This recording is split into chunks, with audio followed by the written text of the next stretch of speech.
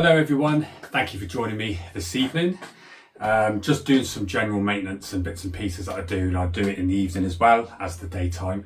And it's come to one of those points where I've got like 7 rehouses to do, so I'm just doing one now while I've just finished off doing some cricket maintenance and some other bits and pieces.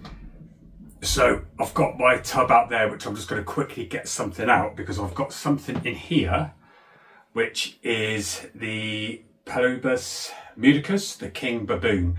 And if any of you have got the king baboon, you don't really see it. It's a big bodied tarantula and they get to an impressive size. So I've had this one in this enclosure for a temporary period of time, but I haven't seen it for now nearly going on a year.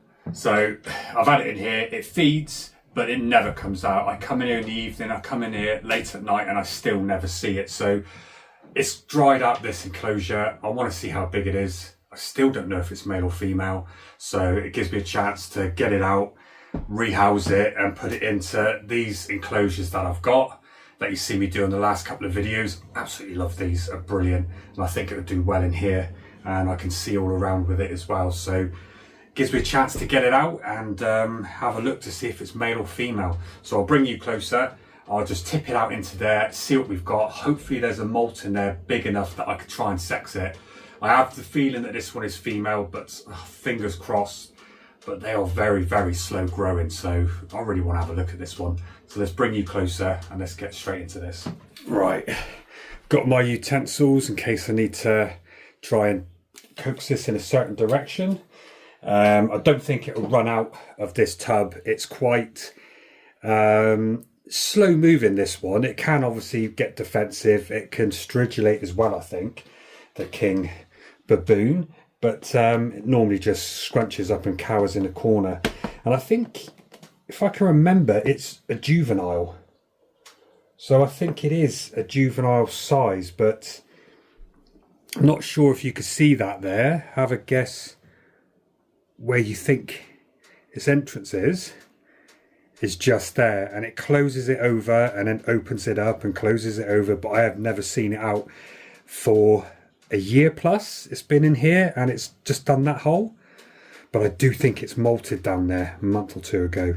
So let's just see if I can encourage this all down, and let's see. Oh, it's all just coming away. It's going to be pretty annoyed anyway. Let's just tip this up. Isn't the best way to do it.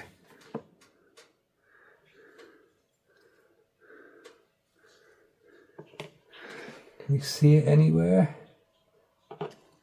Yes, there it is. So under a bit of bark, there we go. So it is a juvenile and not monstrous. Ooh. It's not making any threats or anything at the minute, but there you can have it. So it's just a juvenile, but it doesn't take a lot of food and I don't really see it all that often. So let's just see if we can encourage it out.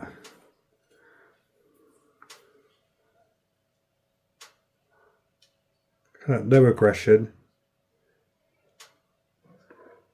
Look at that. Perfect.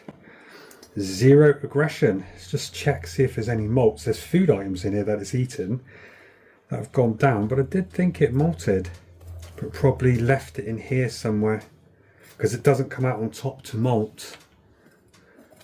So I'll have to go through that because I don't want to mix that into my old substrates. Let me just get that out of the way. Look at that. I do think it's a female though, but it's got a lot of growing to do on this. I'm not sure the actual size they get to. I'll put it up on the screen there.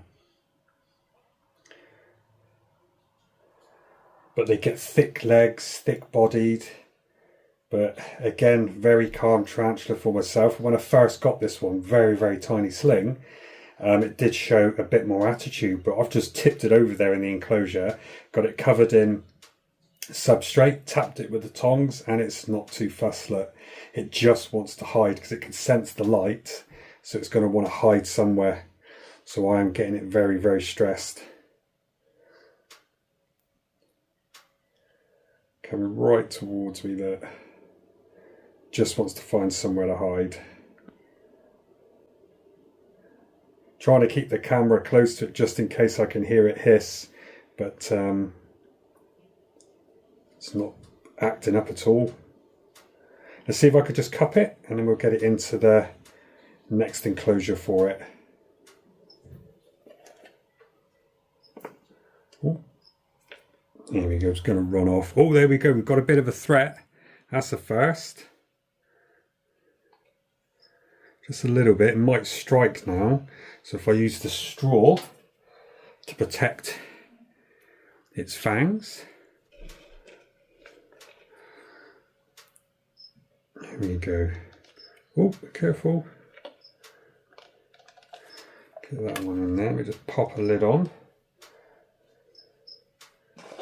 And let's get it ready to go in to its new enclosure. Right, so I've got one of these enclosures already set up. We just pop the lid off and I'll just show you what I've done. You don't need nothing fancy in this at all because they literally will just hide and disappear for the next year probably. So that's all I've done. Enough substrate on the side, water dish, and just some leaf litter and my cocoa fibre and jungle substrate, and I'll probably just let that dry out for some time, but just keep the water dish in there and it will web up the front. But what it will do is it will bring the dirt in to the entrance to secure it to a smaller hole, but I think it will look better in that enclosure. So let's just see if I can get this one in with no problems. Use the straw. There we go. Come on.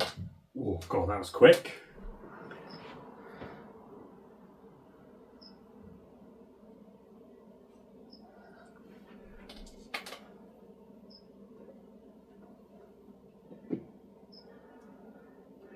And there we have it. So the king baboon, and that would just casually go down, find somewhere dark, it should go away from where I've got the torch.